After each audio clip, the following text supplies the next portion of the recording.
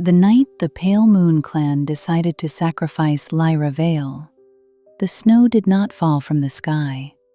It rose from the ground, lifted by the brutal wind in white, twisting sheets until the whole mountain looked as if it were breathing frost. At the summit, beneath 12 stone wolves carved with blind eyes, a child in a thin linen dress knelt on the ice altar with her wrists bound in red thread.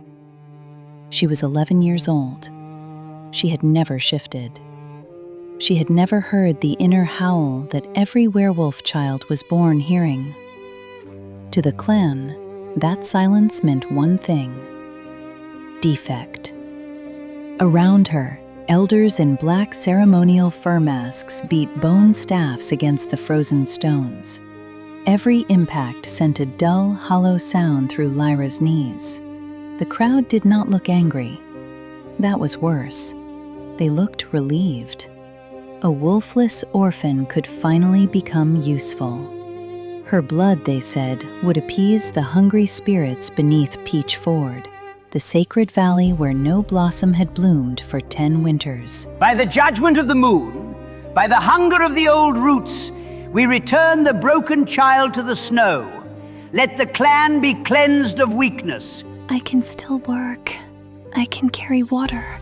I can learn herbs. Please, I don't have to be a wolf to be alive. No one answered her. A silver knife was raised. The blade caught the moonlight, and the light on it was so cold it seemed to erase sound. Lyra stared at the knife, then at the elders, then beyond them into the storm. She had no one to call for. Her parents had died before she could remember their faces. The clan had never once called her daughter.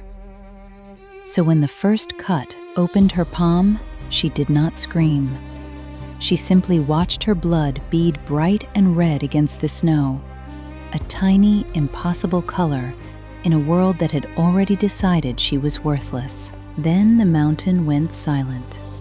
Not quiet, silent. The wind stopped mid-scream.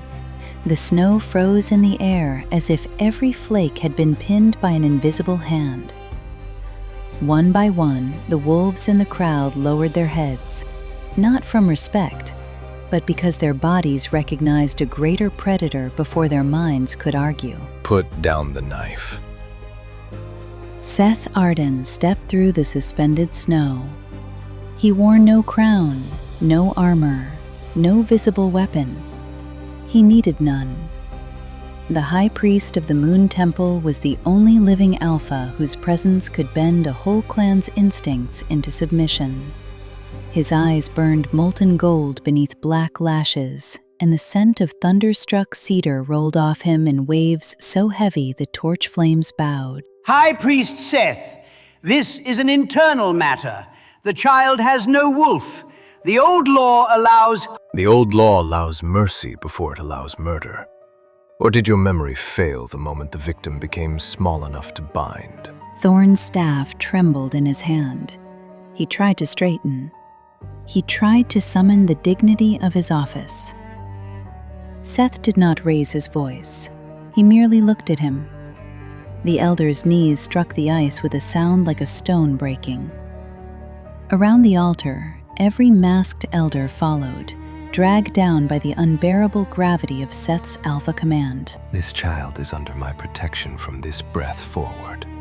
Her blood will not touch your altar again. Why?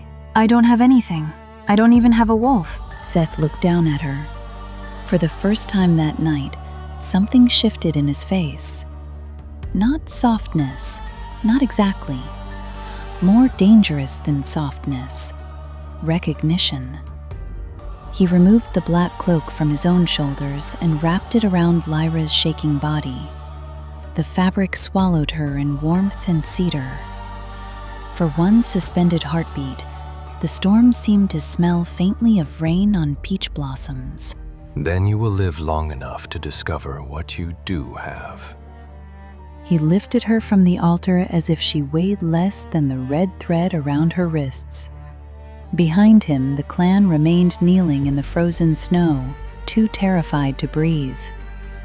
Lyra pressed her bleeding hand against his cloak and looked over his shoulder at the stone wolves, the knife, the elders, the life she had almost lost.